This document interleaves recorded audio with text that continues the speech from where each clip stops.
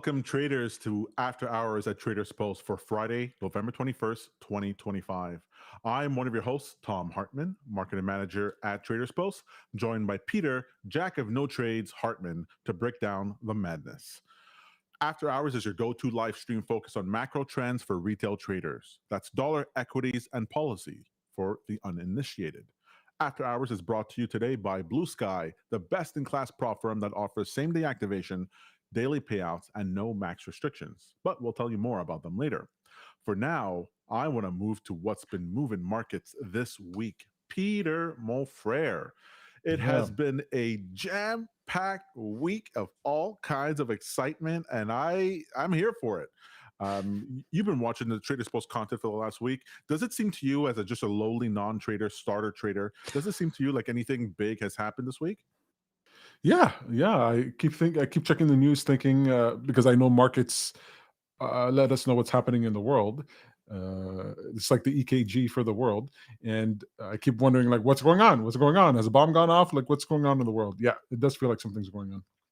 Has Well, it? I thought the highlight of my week would be that I get to reintroduce Xbox into my life. Yes, I have an Xbox controller on my desk now. Why? Is it because I'm playing video games while I'm at work?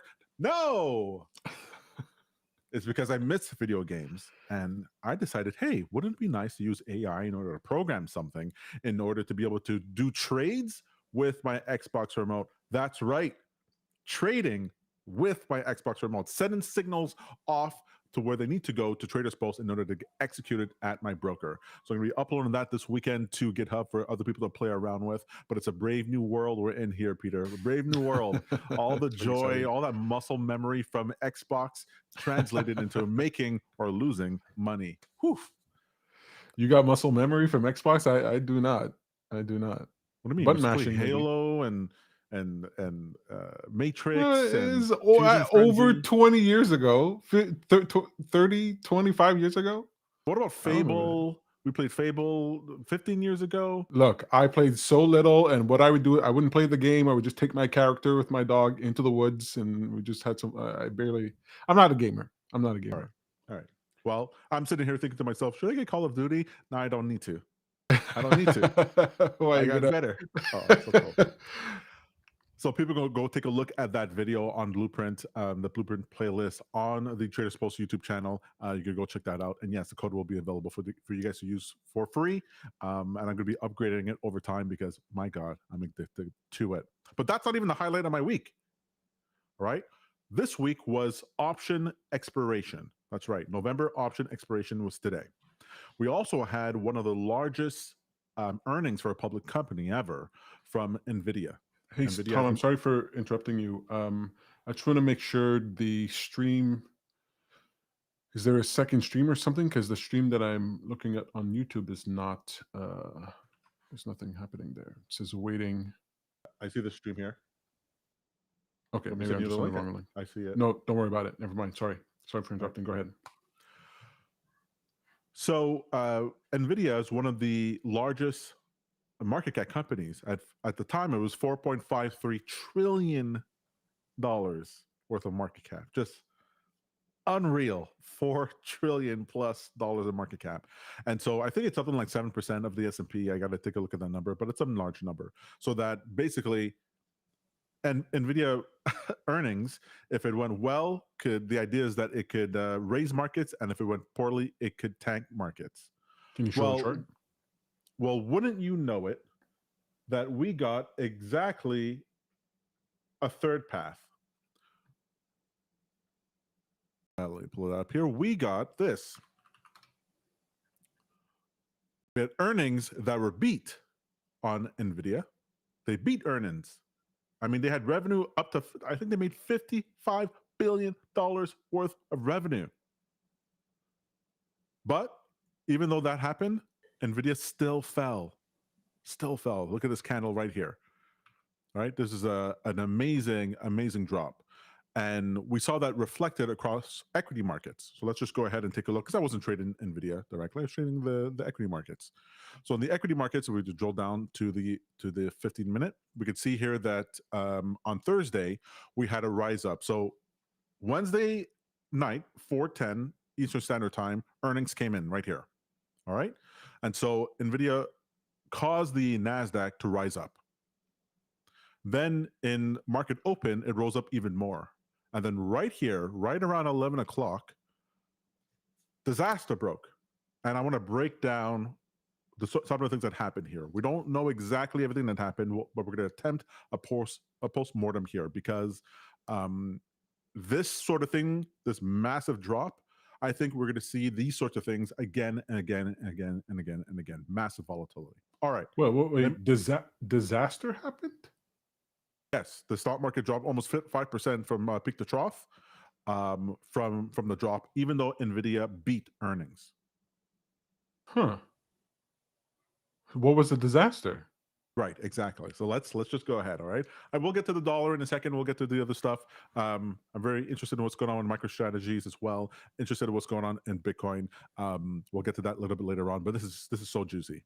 All right, option expiration week.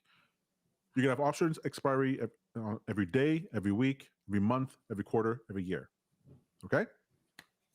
And when you get to the point where you have option expiry for the month, that means a bunch of options, right? Hedges to the upside or downside, or bets that the assets will move up or down, get cleared out.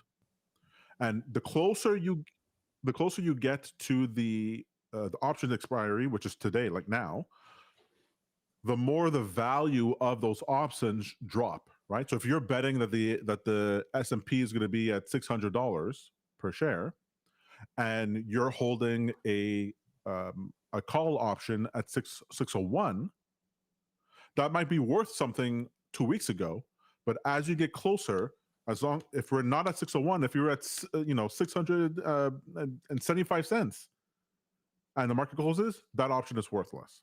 So as you get closer and closer and closer to expiry, unless you're at the money or in the money, that option will expire, worthless. Okay, all right.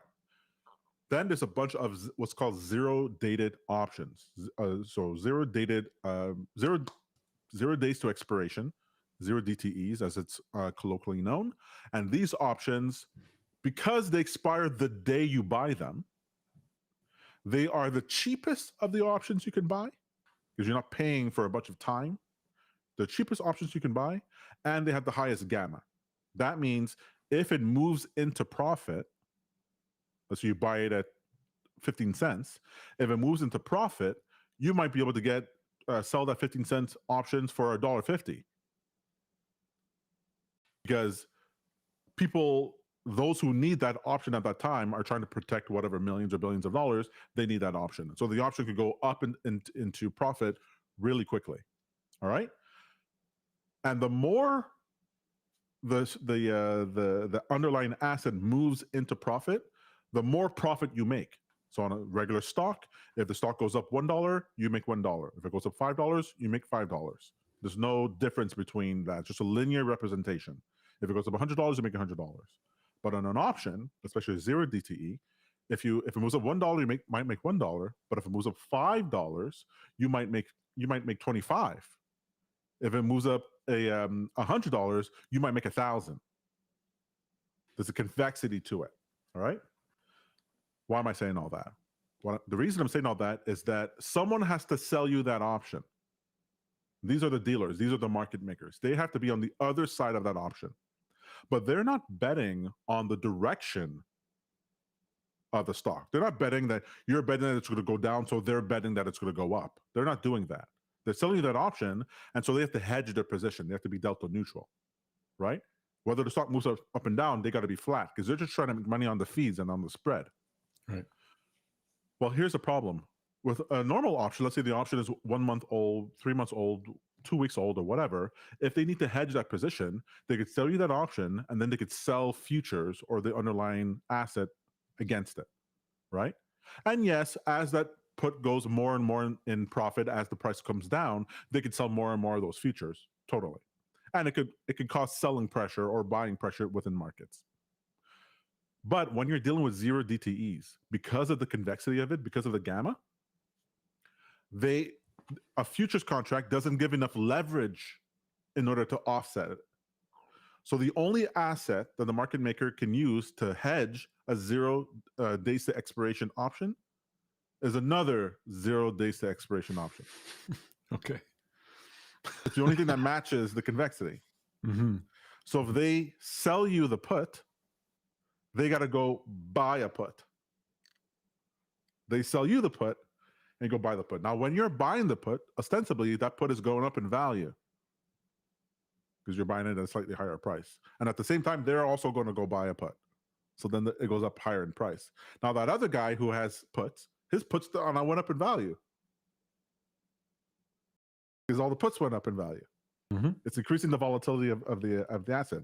Then you can end up in a situation where, okay, so then what happened here on the charts? Let me just point it out over here so you can see. Actually, let me just move to this guy first. Spot Gamma did a great job of explaining this here the other day. So this is on the Spot Gamma Twitter account. So you see here, let me just read what they said. The amount of S&P 500 put buying since 10 a.m., this is on the November 20th, is nuts. Nearly $8 billion in negative delta. So 2.5 billion of this is SPYs. 4 billion of it is 0 days to expiration. Okay? So what happens is that there's a bunch of these options that are purchased, the call options and the put options. And it was mostly puts that day. But Nvidia beat, right? If you were betting that it was going to go down, Nvidia beat. And so the stock market went up. So those calls went up in value, right? But as it went up, it started stalling out.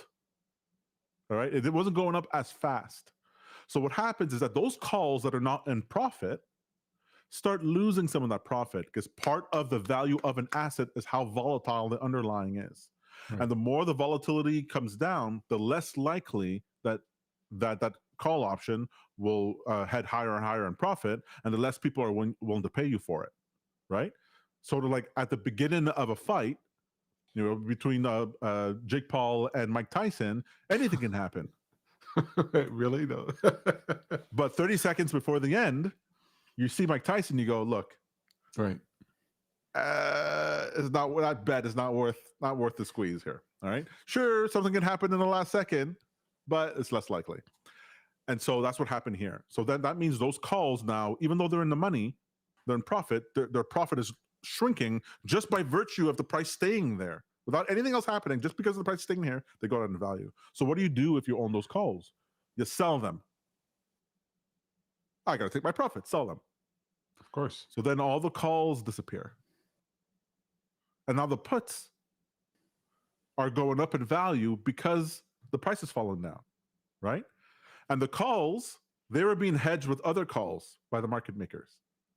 But now those are gone. So when those people sold their calls, the market makers also sell their calls. So they're not buoying up the market. Now it's just puts. And as it comes down, the puts start gaining in value. And at the same time, 3 Fed governors came out, something like 3 Fed governors came out and said, maybe we don't cut in December. Oh. Stocks are overvalued. Maybe inflationary concerns. Maybe we don't cut. Boom, catalyst on there. Why would they come out right then, or is it a rumor that came out?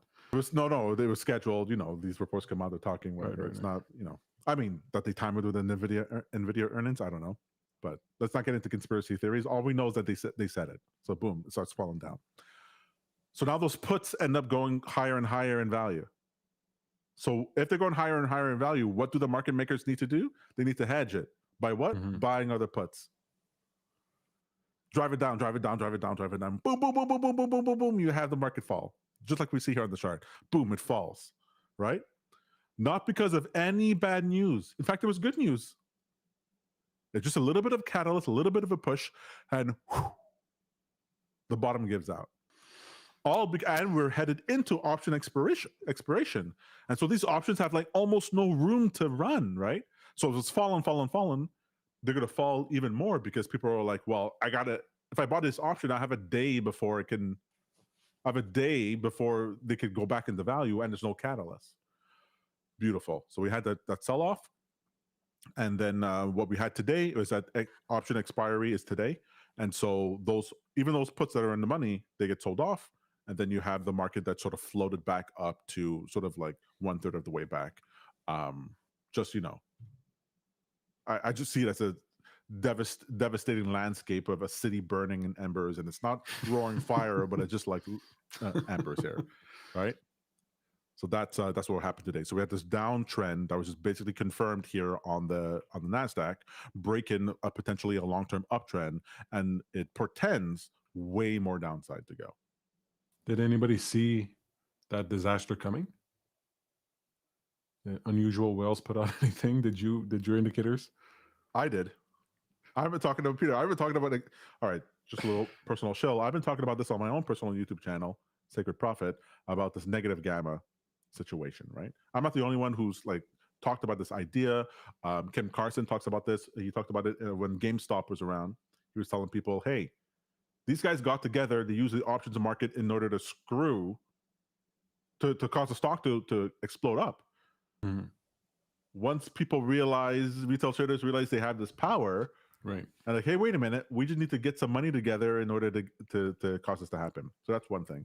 But then there's other people like Brent Kabusha from Spot Gamma, who talks about this idea of like, hey, the real issue is like, because there's so few options, a hedge fund could just come in and buy 5,000 of the options, clear the book, and now what can the market makers do? Right? Maybe they need to hedge. They need to hedge $2 billion, so they buy the thing, and all of a sudden the bottom falls out from underneath, and boom, the stock market drops. And this has been happening a few times. The stock market will just flash crash 2% in the day. Mm-hmm. Like, hey, what's going on? The reason why we don't notice it as much is that if the asset goes back up to, like, let's say it drops and then goes back up and closes the day sort of like, nothing really happened, what's called the close volatility looks like nothing happened that day. But the wicks on that day could be giant. It's just crazy. Anyways, so the reason I'm bringing it up is that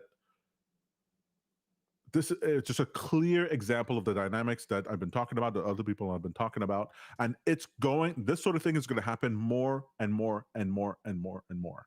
All right. We've been used to this effect by the stock market keep drifting up, and people go, why is the stock market keep going up and to the right? It's because calls are just being bought, and you have that, and then the market makers have to buy the calls, so it keeps drifting up, drifting up, drifting up. But it can happen the other way, and you can have negative gamma on the way down. Why does this matter? Because we are seeing recessionary signals. All right, so let's move off to the second story here I wanted to touch on, which is the jobs number. 1 second here. Oh, with the interest rates with Jerome Powell. But yeah, I know you made money on this whole thing because you seem happy. You seem like I made money 2 days before and I lost it all today, so don't worry about it. I'm just happy that I could see it happen, right? And that I could make Xbox controllers to trade.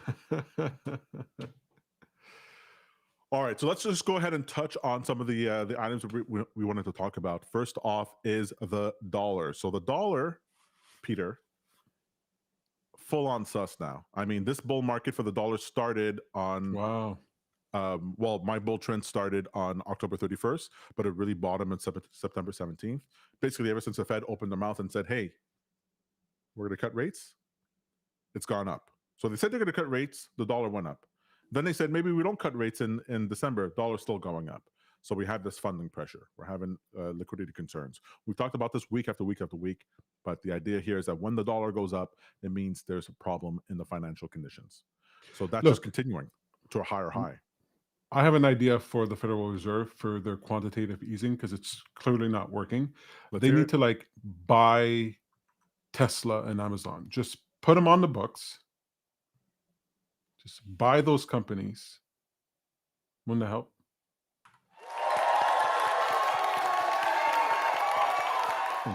Great idea, Peter. Great idea. I love it.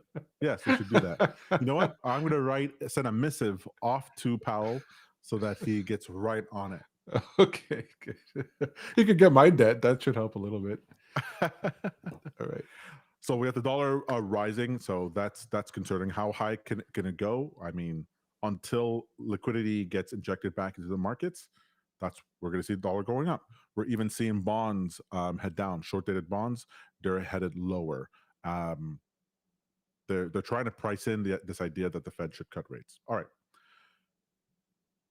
While we're on the subject of the dollar, because the dollar is just basically a bond, right? That's infinite maturity, no interest rate. I'm sure that doesn't mean anything to you, Peter, but Means a lot to me, Tom. I've been thinking about it a lot today, all week actually. That thing you said. I want to play a clip from Elizabeth Warren talking about the independence of the Fed. All right. It's a pretty interesting interview. I can't believe it. Elizabeth Warren is saying this sort of thing. I wouldn't have expected her to say it, but I guess her hatred for Donald Trump and the Republican Party is outweighing her hatred of the Federal Reserve. So it's pretty interesting, but we'll get to that in a second, right after a quick word from our sponsor. Looking for a prop firm that actually plays nice with automation?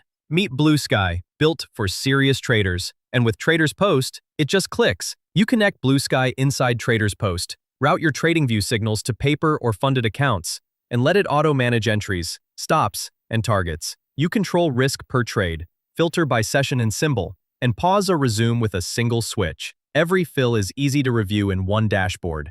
Funded accounts can request payouts daily with launch plans starting at $49. Get funded with Blue Sky. Execute with Traders Post. Apply today at bluesky.pro, BLUSKY.pro, and plug in your edge. Trading involves risk. Use proper risk management. All right, so this is a video from Elizabeth Warren on CBS. It's 8 minutes long. I'm not going to play all 8 minutes. I'm going to jump through this. What I want you to be listening to, and unfortunately there's a bunch of noise in her background, but I can't believe she's saying this. I want you to hear what she's saying about Jerome Powell and what she's saying about interest rates and the Fed and the independence of the Fed. The whole point here is that the independence of the Fed is in serious jeopardy right now. And we've been talking about it for weeks, this idea that the Trump administration is heavily influencing the Fed and affecting policy. And that might be one of the reasons why the Fed is telegraphing that they don't want to cut in December, just to show that they're not beholden to what the Trump administration is saying. But let's hear what she has to say here. Elizabeth Warren joins me now. Senator, it's great to have you with us. I want to, for the benefit of my audience, lay down a bit of a track record as we talk about Jerome Powell. Because when he was the only member of the Senate Banking Committee to oppose his nomination. When he was renominated, you were the only member of the Senate Banking Committee again to oppose his nomination. So your record on Jay Powell is clear.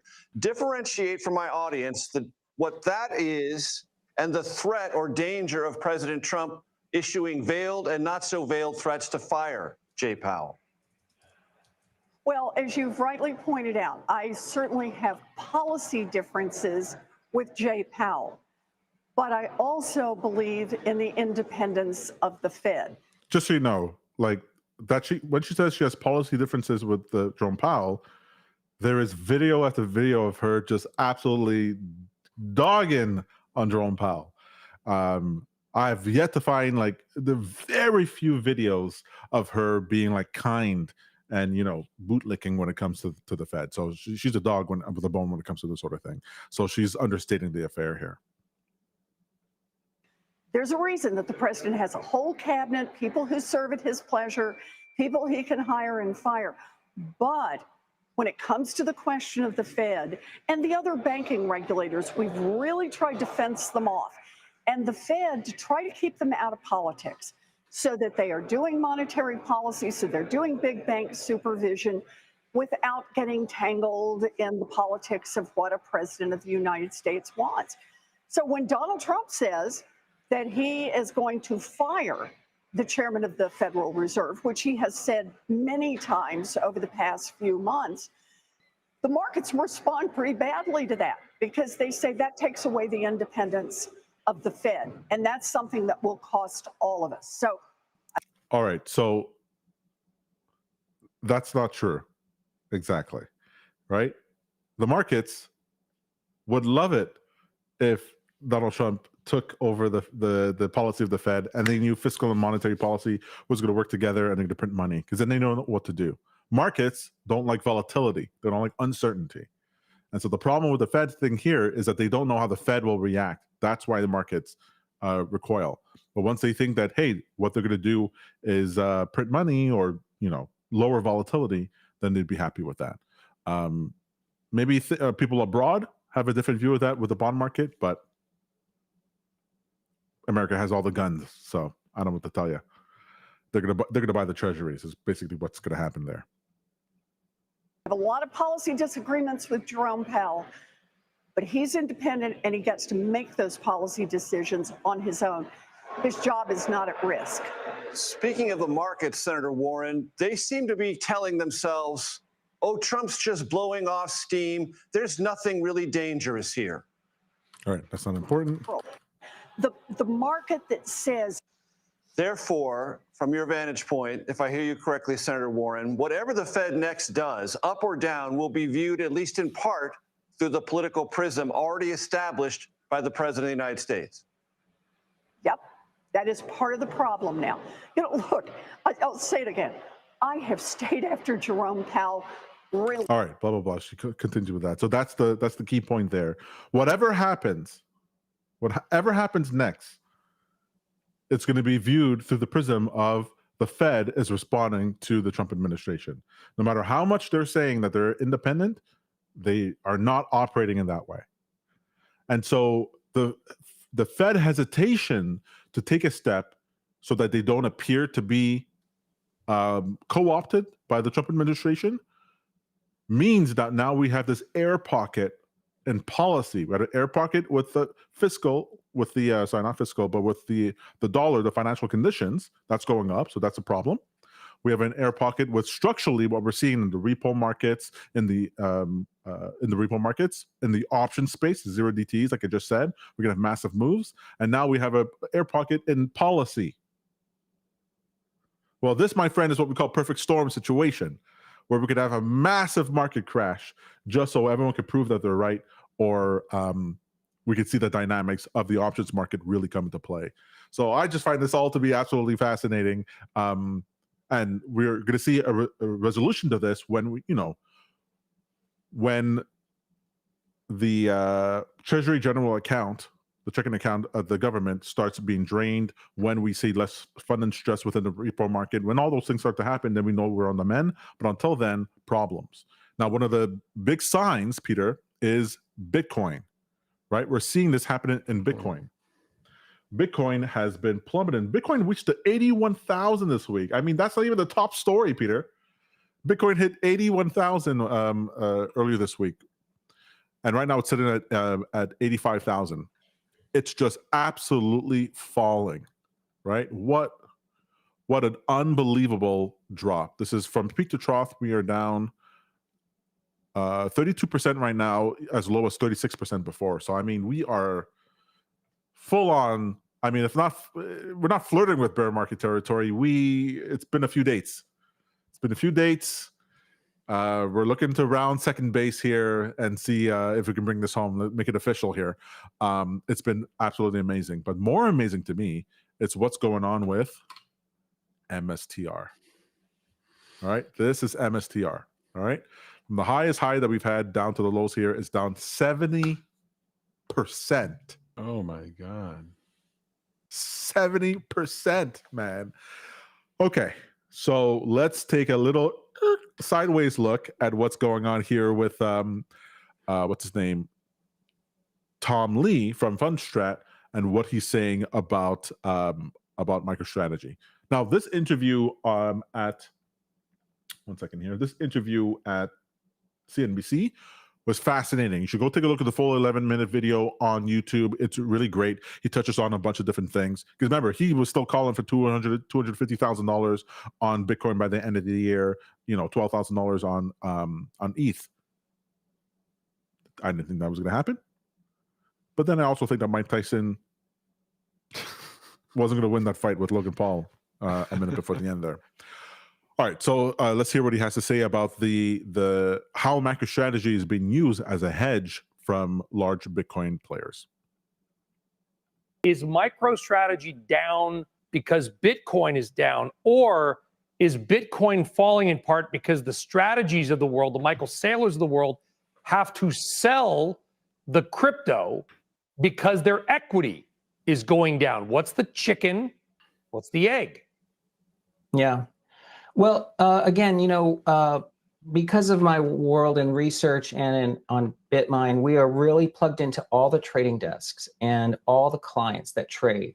Anybody who has a sizable Bitcoin long position, okay, let's say it's more than $1 billion, they have very limited ability to hedge it in crypto derivatives, like calls. The max they can do is maybe 5% of their holdings. And then if you go to traditional CME exchanges, their contract sizes prevent someone from hedging $1 billion portfolio. However, someone can use MicroStrategy's options chain, which is so liquid, to hedge all of their crypto. So MicroStrategy is essentially absorbing all the hedging pressure that the crypto industry is trying to do to protect their Bitcoin longs. So the reason MicroStrategy is a leading indicator, it's actually the only convenient way to hedge someone's long is to short MicroStrategy or buy puts. That's what we're seeing today. We are watching MicroStrategy or strategy, watching Bitcoin, and we're watching possibly 77,000, which you think might be kind of a washout period, correct?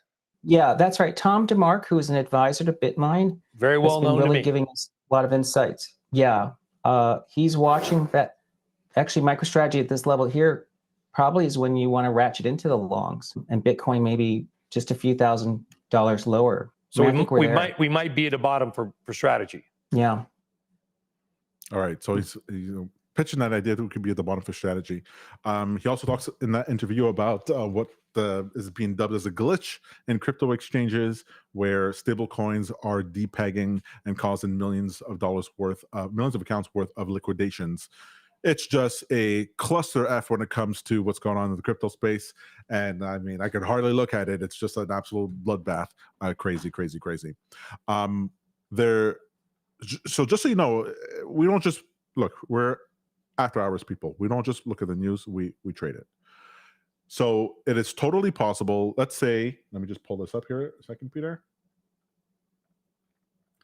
While we do that, I want to remind everybody that Traders Post is more than just after hours. We have Price Action Live, which takes place Tuesday to Friday every week, where Tom and Mike trade the open. There's also interviews that are posted on the channel, Trading Bot Sessions, as well as Office Hours, which takes place Tuesday at 3 p.m. Eastern Standard Time, where we go over your questions with the Traders Post platform, and we let you know what we're working on and what we're thinking. So if you ever want to interact with us and shape the product for yourself, you can join us on Tuesday.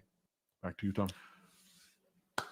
So Papa Sailor himself has said it doesn't matter how low Bitcoin gets, even if it gets to a penny, there's no danger to the MicroStrategy stock. So let's just take that at face value. Just take that at face value. Right now, it's trading at $170 per share. Let's say you think we are bottomed on Bitcoin, that the cycle's not over, and we're going to get to all-time highs within the next 6 months, or let's say by March. All right.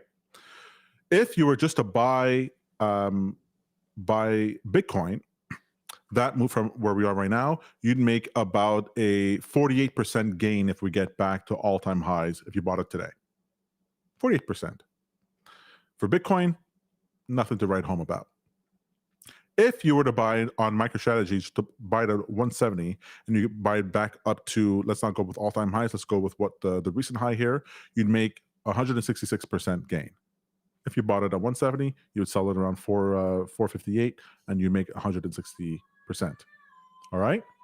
Now, if you go to the option space and you say, hey, I think by March of next year, it'll be back to that 450 level. Let's call it 400. Let's see how much it would make. It would cost you $260 per contract. And if it paid out, you can make as much as, if on the second to last day, Peter, MicroStrategy is at $400, or sorry, even above $400. Let's even put this a little bit higher here. Let's do 460. If MicroStrategy goes from where it is right now up to around 400, at expiry, you'd make 493% of your money. If it was at 450, you would make 2,200%, 22 times your money. All right. If it does that, if it gets to 400 by January, 25 times your money. All right. Okay. All right. This is the Michael Saylor wet dream. The idea is that, and he said it, you want MicroStrategy to go lower than Bitcoin when it falls and to go higher than Bitcoin when it rises, because then you can use it in order to actually hedge your positions. Right. Tom Lee was just talking about it. We talked about it before with the zero-dated options. The market makers have to hedge with zero-dated options because what are they going to hedge with? Or MicroStrategy is a hedging tool. It can now be used as a hedging tool.